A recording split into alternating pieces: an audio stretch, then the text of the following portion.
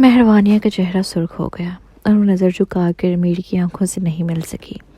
اس کی سانسیں تیز ہو گئی تھیں۔ میں آپ کو ہسپتال لے جاؤں گی، اس نے ہچکچاتے ہوئے کہا۔ میر نے نرم لہجے میں کہا، تم فکر مند ہو کہ میڈیا کے پاس کچھ کہنے کو نہیں ہوگا۔ مہروانیہ نے زور سے سر ہلا دیا۔ ایسا نہیں ہے جو میں کہنا چاہتی تھی۔ میر کی نظریں اس کے شرمندہ چہرے پر جم گئیں۔ اس نے مہروانیہ کی خوشبو بڑے احساس کو محسوس کیا۔ دل کی دھڑکن تیز ہو گئی، خواہشات کے سمندر میں کھو گیا۔ حال ہی میں سر شاور کے بعد جو جذبہ اس نے دبایا تھا وہ دوبارہ جاگ اٹھا تھا۔ اس کے ہاتھ مضبوطی سے مڑے، پھر اس نے انہیں کھول دیا اور پیچھے ہٹتے ہوئے کہا، چلو۔ مہروانیہ حیران رہ گئی۔ کیا؟ سوڈیلا میں رہو، کہیں اور مت جاؤ، میر نے سخت لہجے میں کہا۔ لیکن آپ کی صحت کیا واقعی ٹھیک ہے؟ مہروانیہ نے فکر مند لہجے میں پوچھا۔ میر اس کے گلابی ہونٹوں کی طرف کھینچا چلا گیا۔ ہر لفظ اس کے لیے کشش کا سبب بن گیا، جیسے خوشبودار خوابیدہ پھول، دلکش لیکن خطرناک۔ اس نے اس کے ہونٹوں کا ذائقہ محسوس کیا اور ان کی خوشبو سے مکمل طور پر واقف تھا۔ میر نے گہری آواز میں جواب دیا، میں نہیں مرنے والا۔ مہروانیہ نے سیلی کے رد عمل کو یاد کرتے ہوئے پوچھا، میر؟ سیلی کو لگ رہا تھا کہ سہوان کے ساتھ کیا ہوا، کیا آپ بتا سکتے ہیں؟ میر کا بھویں ابھرا، اس کا چہرہ سنجیدہ ہو گیا۔ کیا تم اس کی فکر کرتی ہو؟ نہیں، بالکل نہیں، مہروانیہ نے فکر مند لہجے میں کہا۔ مجھے فکر ہے کہ سہوان مر گیا ہوگا، میں اپنے والدین کو نہیں ڈھونڈ پا رہی، اور مجھے بھی فکر ہے کہ اگر کچھ ہوا تو آپ پر قانونی الزام لگ سکتا ہے۔ میر نے گہری سانس لے اپنی خواہشات کو قابو میں رکھتے ہوئے، وہ نہیں مرا، اب تمہیں جانا چاہیے۔ وہ کہاں ہے؟ وہ ہسپتال میں ہے۔ کیا آپ نے اسے بچایا؟ میر تقریباً قابو کھو رہا تھا۔ اس نے آخری سوال کیا، مہروانیہ، کیا تم جا رہی ہو یا نہیں؟ مہروانیہ کے دماغ میں سہوان کے مقدر کے بارے میں سوالات کی بھرمار تھی۔ وہ میر کی حالت کو بالکل نظر انداز کر رہی تھی، جو ابھی بھی دوا کے اثرات سے ذہنی طور پر متاثر تھا۔ وہ مسلسل پوچھتی رہی، اگر سہوان زندہ ہے تو کیا میں اسے اغوا کے الزام میں گرفتار کروا سکتی ہوں؟ اچانک میر نے اس کا ہاتھ ماسٹر بیڈ کی طرف کھینچ لیا۔ میر، آپ کیا کر رہے ہیں؟ مہروانیہ گھبرا کر بولی، اس کی آواز لرز رہی تھی۔ میر نے اسے بیڈ کے کنارے تک لے جایا، اپنے بازوؤں سے اسے مضبوطی سے پکڑا اور اپنا ایک گھٹنا اس کے پیروں کے درمیان رکھ کر اسے دبایا۔ مہروانیہ کا چہرہ سرخ ہو گیا، جسم لرز رہا تھا اور وہ ہچکچاتے ہوئے بولی، میر، آپ کیا کرنے والے ہیں؟ سرگوشی میں میر نے کہا، کہ تمہیں اندازہ ہے کہ میں اس لمحے کتنی اذیت برداشت کر رہا ہوں؟ مہروانیہ نے ہلکے سے سر ہلایا۔ اس کی آنکھوں میں تناؤ واضح تھا۔ کہ تمہیں پتہ ہے میں نے تمہیں کتنی بار کہا کہ تم چلی جاؤ؟ مہروانیہ نے سر ہلایا۔ کیا تم صرف اس لیے یہاں ہو کہ صورتحال کا فائدہ اٹھاؤ؟ مہروانیہ الجھ گئی۔ فائدہ اٹھانا؟ کس کا فائدہ؟ میر بے بسی سے مسکرایا۔ مہروانیہ اس کے کمرے میں بیٹھی غیر متعلقہ سوالات کر رہی تھی۔ کیا وہ یہاں سیلی کی غیر موجودگی کا فائدہ اٹھانے آئی تھی؟ بغیر کلام کے میر نے جھک کر اس کے ہونٹوں کو چوم لیا۔ اس لمحے مہروانیہ اتنی حیران تھی کہ جسم جم گیا۔ وہ بڑی آنکھوں سے اس خوبصورت چہرے کو دیکھتی رہی جس کے خد و خال دھندلے ہو گئے تھے، اور وہ بالکل بے بس ہو گئی۔ میر کا بوسہ شدید تھا۔ اس کی سانس گرم تھی، جیسے صحرا میں چند دنوں کی پیاس کے بعد کوئی مسافر پانی پی رہا ہو۔ مہروانیہ نے محسوس کیا کہ کیا ہو رہا ہے اور اسے دور کرنے کی کوشش کی، لیکن وہ مزاحمت کرنے کی طاقت نہ رکھ سکی۔ وہ اتنی دیر تک کہ بوسے سے پورا جسم تھک کر کمزور ہو گیا۔ میر کا مضبوط جسم اس کے ساتھ چپک گیا، سکون اور راحت کی تلاش میں۔ مہروانیہ کا دل بے قابو دھڑک رہا تھا۔ اس نے اپنے ہاتھ اس کے گرم اور مضبوط سینے پر رکھ دیے۔ میر نے دھکیلتے ہوئے اسے نیچے پھینکا۔ انجان اور بے قابو جذبات کی لہر اس کے جسم میں ابھر گئی۔ اس نے میر کے جسم کے رد عمل کو محسوس کیا، جو خوف اور انتظار کے امتزاج سے بھرا ہوا تھا۔ آہستہ آہستہ اس نے اپنے بازو اس کے گرد لپیٹ لیے، آنکھیں بند کر لیں اور اس کے دیے گئے شدت اور خوشی میں خود کو سونپ دیا۔ میر نے گہرا لیکن نرمی سے بوسہ دیا، اپنی باقی خواہشات پر قابو رکھتے ہوئے۔ اس کے ہونٹ باریک اور نازک، اس کے منہ کے کونے سے ناک کی طرف چلتے ہوئے اس کے بالوں کی ہلکی خوشبو محسوس کی۔ سانس تھوڑی رک گئی۔ آنکھیں بند کر کے اس نے سرگوشی کی، مہروانیہ، کیا تم مجھ سے شادی کرو گی؟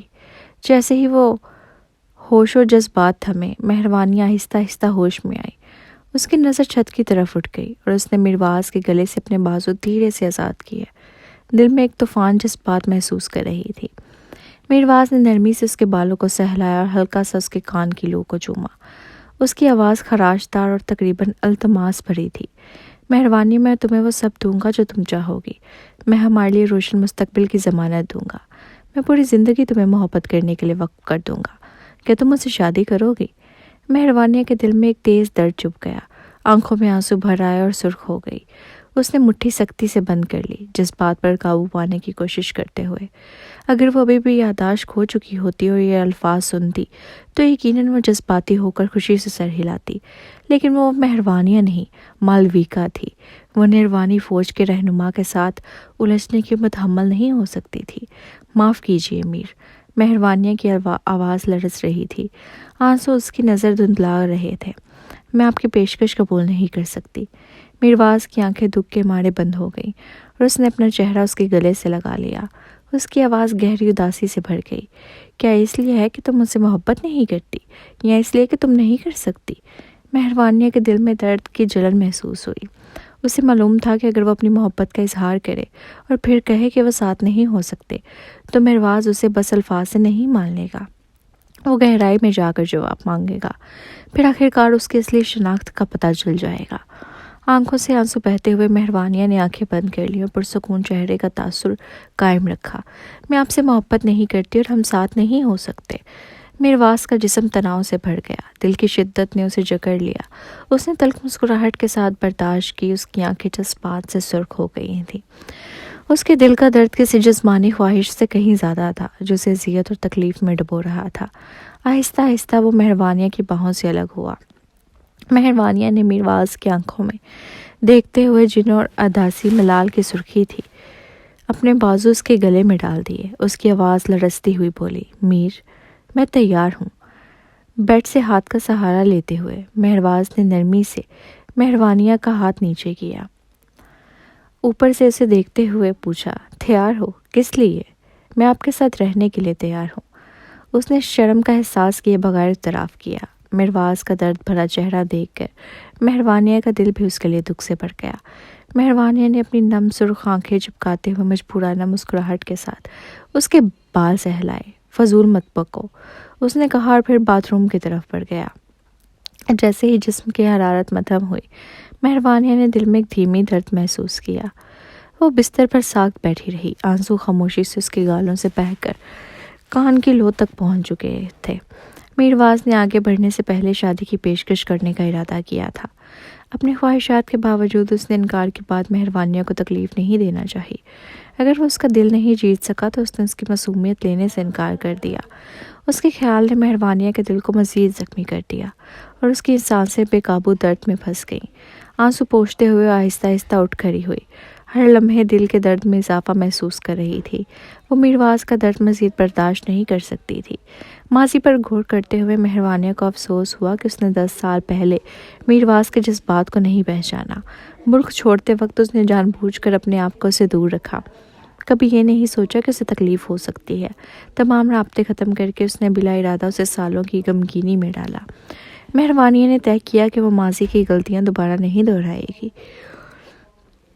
اور نہ ہی میرواز کو جھوٹی امید دے کر دوبارہ تکلیف دے گی۔ اگلی بار جب وہ نروانیہ سے جائے گی، شاید 5 سال کے لیے یا شاید ہمیشہ کے لیے، میرواز کا کمرہ چھوڑتے ہوئے مہربانیہ کے دل میں ایک غم کا ایک ساون چھا گیا۔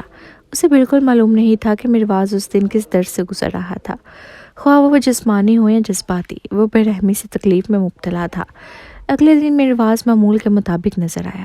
انکار کے باوجود میرواز مہربانیہ کے ساتھ اتنی نرمی اور احترام سے پیش آیا، کسی دل آزاری کے بغیر۔ اس نے مہربانیہ کا پیچھا عام طریقے سے نہیں کیا، نہ زیورات، نہ شاندار گاڑیاں، نہ بڑے بڑے اثاثے، نہ پھول، نہ میٹھی الفاظ، نہ کوئی شاندار رومانوی اقدام، بلکہ میرواز نے اپنی محبت، احترام اور آزادی کے ذریعے ظاہر کی، ہر خواہش پوری کرنے کے لیے تیار، بغیر کچھ بھی زبردستی کیے۔ اس کی محبت گہری تھی مگر اعتدال کے پردے میں چھپی ہوئی تھی، جبکہ مہربانیہ کے جذبات واضح تھے۔ اس کی شناخت اسے بدلے میں جواب دینے سے روکتی تھی۔ وہ میرواز سے توقع نہیں کر سکتی تھی کہ وہ اگلے 5 سال کے لیے صبر کرے۔ اگر اسی دوران کچھ بھی اس کے نروانیہ واپس جانے میں رکاوٹ بنے تو اپنی پوری زندگی اس کے لیے مقروض محسوس کرے گی۔ چند دن گزر گئے جبکہ مہروانیہ اب بھی فکر مند تھی کہ سیلی دوبارہ میرواس کو نشانہ نہ بنائے۔ فوبی نے ایک پریشان کن خبر دی۔ مہروانیہ، سیلی شادی کر رہی ہے۔ مہروانیہ بے خوف و ہراس اپنی کتاب کے صفحات پر نظر جمائے رہی۔ وہ شادی نہیں کر پائے گی۔ فوبی نے جواب دیا، وہ مسٹر فرزاد سے شادی نہیں کرے گی چونکہ اسے معلوم ہے کہ وہ اسے جیت نہیں سکتی۔ وہ اپنے تعلقات کے ذریعے سنڈرلینڈ میں پیسہ استعمال کر کے تمہاری شناختی کارڈ اور ہاؤس ہولڈ رجسٹری حاصل کرنے کی کوشش کر رہی ہے۔ وہ تمہاری شناخت استعمال کر کے شادی کرنے کا منصوبہ بنا رہی ہے۔ مہروانیہ حیرت سے فوبی کی طرف دیکھتی رہ گئی۔ فوبی کے چہرے پر سایہ چھا گیا۔ وہ جلدی سے مہروانیہ کے پاس بیٹھ گئی۔ تمہاری دادی ہی پہلے ہی شادی کا بندوبست کر رہی ہیں۔ کیا تم جانتی ہو کہ دلہا کون ہے؟ مجھے پرواہ نہیں کہ وہ کون ہے، دادا جی یہ کیسے اجازت دے سکتے ہیں؟ مہروانیہ نے اپنی بے چینی کا اظہار کیا۔ فوبی نے آہ بھری۔ تمہارے دادا جی نے فطری طور پر اعتراض کیا لیکن وہ سیلی کی ضد کو نہیں روک سکے اور نہ ہی تمہاری غیر معقول دادی کو۔ مہروانیہ نے مٹھی سختی سے بند کر لی اور دانت بھی بھینج لیے۔ سیلی ہر حد تک جا سکتی ہے تاکہ حافظ خاندان کی دولت وراثت میں حاصل کرے۔ ہم کیا کر سکتے ہیں؟ فوبی نے اس کا ہاتھ تھام لیا۔ مہروانیہ، اگر وہ تمہاری شناخت استعمال کر کے نروانیہ کی ایلٹ میں شادی کر لیتی ہے تو اس کے نتائج نہ ختم ہونے والی پیچیدگیاں پیدا کریں گے۔ ایلٹ؟ مہروانیہ نے حیرت اور غصے کے ساتھ کہا۔ فوبی نے سر ہلایا۔ ہاں، دلہے کا والدہ میئر ہے۔ مہروانیہ پر اضطراب کی لہر دوڑ گئی اور صورتحال کی سنگینی کا مکمل احساس ہو گیا۔ اگر وہ شادی کو آگے بڑھائیں تو واپس سنڈرلینڈ آتے ہوئے اسے ایک اور سیاسی جانچ اور تحقیقات کا سامنا کرنا پڑے گا۔ اس کے بعد اسے نروانیہ میں اپنے انتظامات کے پیچیدہ معاملات سے بھی نپٹنا ہوگا۔ نتیجتاً کئی پیچیدگیاں لازماً پیدا ہوں گے، لیکن سب سے زیادہ تشویشناک مشکلات نہیں ہیں۔ مہروانیہ نے غور سے کہا۔ جو واقعی فکر کی بات ہے وہ یہ ہے کہ سیلی نروانیہ میں شادی کر کے وراثت حاصل کر لے۔ ایک بار جب وہ دادا دادی کی وصیت پر قبضہ جما لے گی تو ہو سکتا ہے کہ وہ بغیر کسی پچھتاوے کے انہیں نقصان پہنچانے تک جا سکتی ہے۔ فوبی نے بے چینی سے بولی، تو ہم کس چیز کا انتظار کر رہے ہیں؟ کل وہ فینیشیا گرینڈ ہوٹل میں منگنی کی ضیافت منعقد کر رہے ہیں اور اس کے اگلے دن وہ باضابطہ طور پر اپنی شادی درج کرنے کا منصوبہ بنا رہے ہیں۔ شادی خود تقریباً 1 ماہ میں ہوگی۔ مہروانیہ ہچکچاہٹ محسوس کرتی رہی۔ لیکن اگر میں اپنی شناخت ظاہر کر دوں تو میرے والدین کا کیا ہوگا؟ فوبی نے دلیل دی۔ مہروانیہ، ہو سکتا ہے کہ تمہارے والدین پہلے ہی وفات پا چکے ہوں۔ اگرچہ تم نے ان کے جسم نہیں دیکھے تو مزید حتمیت برداشت نہیں کر سکتی اور نہ ہی سیلی کو تمہاری شناخت استعمال کرنے دینے کی اجازت دے سکتی ہو، صرف ایک جھوٹی امید کے لیے۔ آخرکار یہ تمہارے دادا دادی کے لیے خطرہ بن سکتا ہے۔ مہروانیہ کا چہرہ غمگین ہو گیا۔ وہ اپنے جذبات کے ساتھ جدوجہد کر رہی تھی۔ کیا میں میر سے اس بارے میں پوچھوں؟ مہروانیہ نے تجویز دی۔ فوبی نے مایوسی سے آہ بھری۔ مہروانیہ، کیا تم نہیں دیکھتی؟ مسٹر فرزاد ہمیشہ سے سیلی اور سہوان کو تصویر سے باہر دیکھنا چاہتے تھے۔ وہ تمہاری وجہ سے انہیں برداشت کر رہے ہیں۔ مہروانیہ کی آنکھوں میں عزم کی چمک تھی۔ ٹھیک ہے، کل فینیشیا گرینڈ ہوٹل میں ہم ایک شاندار مظاہرہ کریں گے اور سیلی کی اصلیت ظاہر کریں گے۔ فوبی کے چہرے پر مسکراہٹ آ گئی۔ اس کی آواز میں جوش واضح تھا۔ مہروانیہ، تمہارا منصوبہ کیا ہے؟ چونکہ نوزیر اور فدار قید سے باہر نہیں آ سکتے، ہمیں اس کی حیاتیاتی والدہ مہریس اور زریابہ کو لانا ہوگا۔ ٹھیک ہے، فوبی نے اتفاق کیا اور فون پکڑ کر انتظامات شروع کر دیے۔ کچھ لمحوں کے بعد اس نے پوچھا، کیا تم سمجھتی ہو کہ ہمیں DNA رپورٹ کا بندوبست کرنا چاہیے؟ مہروانیہ نے اعتماد سے کہا، یہ ضروری نہیں، باقی کام مجھے سنبھالنے دو، کوئی غلطی نہیں ہوگی۔ ٹھیک ہے، فوبی نے جواب دیا۔ وہ پورے اعتماد تھی کہ اگر مہروانیہ کسی چیز پر امید ہے تو یقیناً سب ٹھیک ہو جائے گا۔ اگلے دن اخبارات میں نروانیہ کے سب سے امیر شخص کی پوتی اور فینیشیا کے میئر کے بیٹے کی منگنی کی خبریں سننے کو ملیں۔ نروانیہ کے کاروباری اور سیاسی حلقوں کو اعلیٰ طبقات شاندار منگنی کی تقریب میں شریک ہوئے۔ سیلی کی چالوں کا اندازہ لگاتے ہوئے میرواس دعوت نامہ وصول کرنے پر پرسکون رہا۔ اس نے کمبر کو ہدایت کی کہ باہر مسئلہ ایلیٹ اسکواڈ تیار رکھے۔ اگر مہروانیہ مداخلت نہ کرے تو وہ خاموشی سے ان کے پیچھے رہے گا، لیکن اگر مہروانیہ شادی کی ضیافت میں خلل ڈالے تو اپنے مکمل تعاون کا یقین دلائے گا۔ فینیشیا گرینڈ ہوٹل میں شاندار ضیافت ہال خوبصورت پھولوں سے سجا ہوا تھا اور چھت پر جگمگاتے ستارے ماحول کو جادوئی بنا رہے تھے۔ وسیع ضیافت ہال جس میں ایک شاندار سٹیج بھی تھا، بہترین کھانوں اور شراب کے میز کے لیے پس منظر فراہم کر رہا تھا۔ ماحول میں گلاسوں کے ٹکرانے کی آواز بھی شامل تھی جو تقریب کو زندگی بخش رہی تھی۔ مہروانیہ کو رسمی دعوت نامہ نہیں ملا تھا، بلکہ ذکریہ اسے خاموشی سے داخلے کا پاس دیا۔ وہ سفید رنگ کے خوبصورت لباس میں جلوہ گر ہوئی۔ اس کے لمبے بال خوبصورتی سے گردن کے ارد گرد بکھرے ہوئے تھے۔ اس کا لباس سادہ مگر نفیس تھا، جیسے خوشبودار یاسمین کا پھول۔ دریاسنا فوبی سادہ شرٹ اور پتلون میں مربوط تھی جو مہروانیہ کی حفاظت کے لیے عملی انتخاب تھا۔ مہروانیہ اور فوبی کونے میں کھڑی تھی، ہر ایک کے ہاتھ میں ریڈ وائن کا گلاس تھا اور وہ خاموشی سے دلکش موسیقی سے لطف اندوز ہو رہی تھی۔ وہ منگنی کی ضیافت میں ہجوم کا مشاہدہ کر رہی تھیں، صبر سے سیلی اور اس کے منگیتر کے پہنچنے کا انتظار کر رہی تھی۔ میں نے یہاں تمہیں آنے کی توقع نہیں کی تھی، ایک مانوس مگر طنزی آواز گونجی۔ مہروانیہ نے ادھر دیکھا اور مرواز کی خالہ شنزے کو پایا۔ اس نے محتمانہ سلام کیا۔ ہیلو شنزے۔ شنزے جو شاندار لباس میں منپوس تھی تندیہ انداز میں بولی، تم اب مرواز کی بیوی نہیں ہو، مجھے چاہیے کہ تمہیں مجھے باقاعدگی سے مخاطب کرو۔ مہروانیہ کو اس سے فرق نہیں پڑا۔ معاف کیجیے مس فرزاد، آج کی مہمان سب بڑے لوگ ہیں، اور تم کون ہو؟ تمہیں یہاں کس نے بلایا؟ مہروانیہ نے اس کے سوال کو نظر انداز کیا۔ فوبی نے دانت پھینچے اور جواب دینے کے لیے تیار ہوئی، لیکن مہروانیہ نے اس کا ہاتھ پکڑا اور خاموش رہنے کا اشارہ کیا۔ آہستہ آہستہ فرزاد خاندان کے افراد قریب آئے اور مہروانیہ کو دیکھ کر حیران ہوئے۔ اگرچہ وہ اب میرواز کی بیوی نہیں تھی، مہروانیہ نے سب کو سلام کیا۔ غالب، فریحہ، فرواز اور ونیزا نے اسے گرمجوشی سے سلام کیا، جبکہ پرواز اور شمیلہ خاموش رہے اور اسے دیکھ کر ناخوش محسوس ہوئے۔ شنزے کی طرح کہواز اور لیلا نے بھی مہروانیہ کو دیکھ کر نفرت کا اظہار کیا۔ ایسا لگ رہا تھا کہ اس کی موجودگی پارٹی کو کم متاثر کن بنا رہی تھی۔ کسی کا بھی اتنا شرمناک ہونا کیسے ممکن ہے؟ وہ عورت جس نے کسی اور کی پہلی محبت چرا لی، اب کسی اور کے شوہر پر جاسوسی کرنے کی کوشش کر رہی ہے، لیلا طنز کرتے ہوئے بولی۔ فوبی برداشت نہ کر سکی اور جواب دیا، تم کس کو شرمناک کہہ رہی ہو؟ گھماؤ پھراؤ بند کرو اور سیدھی بات کرو۔ اپنی معمول کے غیر غرور بھری آواز میں لیلا بولی، میں مہروانیہ کے بارے میں بات کر رہی ہوں۔ کیا میں نے کچھ غلط کہا؟ وہ سیلی کی منگنی کی پارٹی میں کیسے اتنی شرمناک طور پر آ سکتی ہے؟ فوبی کا چہرہ غصے سے مڑ گیا، وہ لیلا کو مارنے کے لیے بے چین تھی۔ مہروانیہ نے فوبی کو روکا اور لیلا کی طرف ہلکی مسکراہٹ کے ساتھ بولی، لیلا اگر میری موجودگی تمہیں پریشان کرتی ہے تو تم آزاد ہو کے اپنا راستہ اختیار کرو۔ تمہیں اپنی منفی باتیں کرنے کے لیے یہاں ہونے کی ضرورت نہیں، اور نہ ہی خود کو برا دکھانا، ٹھیک ہے؟ لیلا کا چہرہ تلخ ہو گیا۔ وہ کچھ بولنے ہی والی تھی کہ غالب نے سختی سے مداخلت کی، یہ بڑکزئی اور مزاری کی پارٹی ہے، خود کو مضحکہ خیز مت بناؤ۔ شنزے نے لیلا کی حمایت میں کہا، غالب مہروانیہ مرواز سے طلاق یافتہ ہے، تمہیں یاد رکھنا چاہیے کہ تمہاری بہو کون ہے۔ مہروانیہ نے شنزے اور لیلا کے ساتھ بحث کرنے کا ارادہ نہیں کیا۔ اس نے غالب اور فریہ کو الوداع کہتے ہوئے فوبی کے ساتھ وہاں سے نکل گئی۔ جب وہ روانہ ہو رہی تھی، فوبی نے پوچھا، مہروانیہ، جنرل فرزاد کے رشتہ دار اتنے عجیب کیوں ہیں، اور کیا میں ابھی نے ٹوک نہیں سکتی تھی؟ یاد رکھو کہ ہم آج یہاں کیوں ہیں۔ مہروانیہ نے بھیڑ سے گزرتے ہوئے کہا، میں نہیں بھولی، فوبی نے بولا۔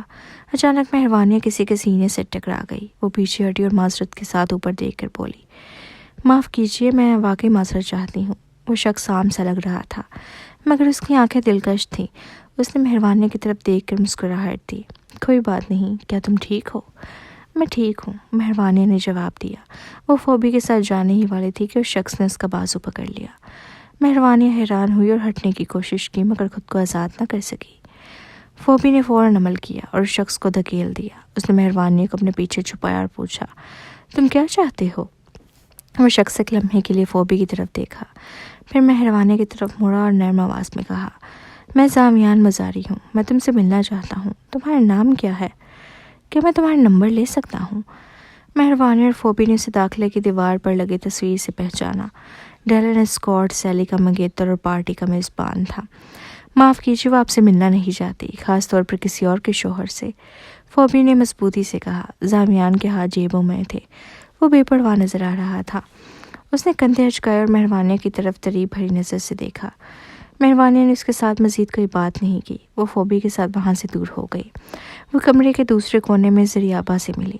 زریابہ پہلی بار ایسی شاندار پارٹی میں آئی تھی جہاں اعلیٰ طبقے کے لوگ موجود تھے، اور وہ گھبرا رہی تھی کیونکہ وہ وہاں کسی کو نہیں جانتی تھی۔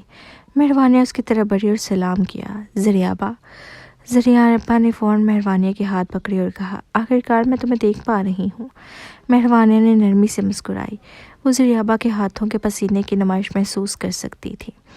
پریشان مت ہو، سب ٹھیک ہو جائے گا۔ مہربانی نے زریابہ کو تسلی دی، جس نے سر ہلایا۔ مجھے بالکل نہیں معلوم تمہاری ماں کہاں گئی ہے، وہ بھی یہاں تھی۔ زریابہ نے ادھر ادھر دیکھتے ہوئے کہا۔ زریابہ، آج کے بعد مہریس میری ماں نہیں ہے اور میں اب مہربانی نہیں ہوں۔ مہربانی نے کہا، تو پھر تمہارا نام کیا ہے؟ مالویکا بڑکسی۔ مہربانی نے زریابہ کے کان میں سرگوشی کی۔ زریابہ مسکرائی، کیا خوبصورت نام ہے مالویکا، تمہارے والدین نے تمہیں بہت پیارا نام دیا۔ یہ مرواز کا خیال تھا، مہربانی ہنستی ہوئی بولی۔ زریابہ الجھن میں نظر آئی۔ اچانک موسیقی بدل گئی اور کمرہ مدھم ہو گیا، جس سے پوری پارٹی پراسرار ہو گئی۔ تمام نظریں اسٹیج کی طرف مرکوز ہو گئیں۔ اسٹیج کی لائٹس آہستہ آہستہ پردے کے پیچھے دروازے سے نمودار ہوئی اور موسیقی خوشگوار ہو گئی۔ سیلی، جو ایک شاندار سرخ شام کے لباس میں ملبوس تھی، زاویان کے بازو میں بازو ڈال کر اسٹیج کے وسط میں چلی۔ اس کی مسکراہٹ تابناک تھی۔ زاویان نے رسمی تقدیر کی، اپنے خاندان، دوستوں اور منگیتر سیلی کا شکریہ ادا کیا۔ ہر کوئی جوش و خروش سے تالیوں کے گونج کے ساتھ اس تقریر سنا، حالانکہ یہ کچھ عام سی باتیں تھیں۔ خوشی سے مہک رہی سیلی کی مسکراہٹ سب سے پیاری تھی اور وہ ایک شہزادی کی طرح چمک رہی تھی۔ مہربانی نے بھیڑ کا جائزہ لیا اور دیکھا کہ تمام اہم مہمان پہنچ چکے ہیں۔ ٹی وی کے ایگزیکٹوز، وکیل، پروسیکیوٹر، پولیس والے، میئر اور انتہائی بااثر دفاعی جنرل مرواز۔ فوبی نے مہربانی کے کان کے قریب جھک کر پوچھا، مہربانیاں، ہم کب شروع کریں گے؟ میرے دادا دادی کہاں ہیں؟ مہربانی نے پوچھا۔ فوبی نے اسٹیج کے کنارے کی طرف اشارہ کیا۔ وہ وہاں بیٹھے ہیں، جلد تقریریں کریں گے۔ کچھ لمحوں کے بعد مہربانی نے کہا، مزید انتظار نہیں کرتے ہیں، شروع کرتے ہیں۔ فوبی جوش میں اضافہ ہوا اور اس کے چہرے پر آہستہ آہستہ مسکراہٹ پھیل گئی۔ آخرکار بڑی حرکت کا وقت آ گیا تھا۔ اس نے ریموٹ کنٹرول نکالا اور اسٹیج پر اسکرین کی طرف اشارہ کیا، پھر بٹن دبایا۔ اسکرین پر تمام خوابناک تصاویر فوراً غائب ہو گئیں اور صرف ایک لائن باقی رہی، یہ سیلی بڑکسی نہیں، یہ دھوکہ باز ہے۔ مجمع میں سرگوشیاں شروع ہو گئیں۔ لوگ اسکرین کی طرف اشارہ کرنے لگے۔ زاویان اور سیلی اسٹیج پر حیران رہ گئے۔ وہ دیکھنے لگے کہ سب کہاں دیکھ رہے ہیں اور آہستہ آہستہ مڑ گئے۔ زاویان دنگ رہ گیا، جبکہ سیلی پریشان ہو گئی۔ اس کا چہرہ سفید ہو گیا اور اس نے غصے میں کہا، یہ کس نے کیا؟ کس نے یہ کیا؟ ابھی بند کرو، یہ میں نے کیا۔ فوبی نے پرسکون انداز میں بھیڑ سے نکلتے ہوئے کہا۔ کمرے میں تمام نظریں اس کی طرف مرکوز ہو گئیں۔ سب جاننا چاہتے تھے کہ وہ کون ہے۔ فوبی اسٹیج پر چھلانگ لگائی، ہاتھ پیچھے ملا کر وہ ایک وقار بھری ہوا کے ساتھ ان کے قریب پہنچی۔ زاویان کے چہرے پر سایہ پڑ گیا۔ فوبی کو دیکھ کر سیلی کو مہربانیاں یاد آ گئی، جس سے اس کا احساس جرم اور بڑھ گیا۔ وہ اپنا غصہ نہیں روک سکی۔ سیکیورٹی، اس عورت کو ہٹا دو، یہ میری مہمان نہیں ہے، ابھی سے نکالو۔ گارڈ اسٹیج پر دوڑے تاکہ فوبی کو گرفتار کریں، لیکن جیسے ہی انہوں نے اسے چھوا، اس نے آسانی سے انہیں اپنے کندھوں پر اچھال دیا اور زمین پر زور سے گرا دیا۔ 5 گارڈ لمحوں میں اسٹیج پر بکھر گئے۔ سیلی مزید گھبرا گئی۔ کتنے ناکارہ لوگ ہیں، وہ ایک عورت سے بھی نہیں نمٹ سکتے۔ زاویان، تمہارے والد میئر ہیں، کسی کو بھیج کر اسے ہٹا دو، پولیس کو کال کرو۔ فوبی نے زاویان کی طرف دیکھا۔ مسٹر زاویان مزاری، کیا آپ کو یہ جاننے کا تجسس نہیں کہ آپ کے منگیتر دھوکہ باز ہیں یا نہیں؟ زاویان کے والد زین مزاری آگے بڑھے اور زور سے چلائے، جب تک تمہارے پاس اس کا ثبوت نہ ہو کہ جو تم کہہ رہی ہو وہ سچ ہے، تم اپنی باقی زندگی جیل میں گزارو گی۔ سیلی نے زاویان کے بازو پکڑ کر سرگوشی کی، اسے فوراً ہٹا دو، یہ ہماری منگنی خراب کر دے گی۔ زاویان نے سیلی کو یقین دلایا، تمہیں جھوٹے الزامات کی فکر کرنے کی ضرورت نہیں، اگر تم بے قصور ہو، اگر وہ جھوٹ بول رہی ہے تو میں اس کا حساب لوں گا، پہلے اسے سن لیتے ہیں۔ زاویان کے الفاظ سے فوبی کو یقین ہو گیا کہ وہ نہیں جانتا کہ جس عورت سے وہ شادی کرنے والا ہے وہ نہ صرف دھوکے باز ہے بلکہ نائٹ شیڈ کے لیے جاسوس بھی ہے۔ فوبی نے ریموٹ کا ایک اور بٹن دبایا۔ اسکرین پر بڑکزئی خاندان کی تصویر نمودار ہوئی، جس میں سیلی، اس کے دادا دادی، والدین اور صہبان شامل تھے۔ یہ تصویر 10 سال پرانی تھی۔ سیلی صرف 14 سال کی تھی اور یہ اس سے پہلے کی بات تھی کہ وہ بیرون ملک گئی۔ کنیزا لرزتے ہوئے اسٹیج کی طرف بڑھی۔ وہ غصے سے جل رہی تھی۔ وہ سیلی کی مدد کرنا چاہتی تھی، لیکن ذکریہ نے انہیں روکا۔ کانپتی ہوئی کنیزا نے کہا، یہ مہروانیہ کی دوست ہے، یہ ہمارے گھر میں رہ چکی ہے، اور پھر بھی اس نے سیلی پر جھوٹا الزام لگا دیا کہ وہ دھوکے باز ہے۔ میں اسے معاف نہیں کروں گی۔ ذکریہ، جو بے بس تھے، نے تسلی دی، ابھی غصہ مت کرو، دیکھتے ہیں کیا ہوتا ہے۔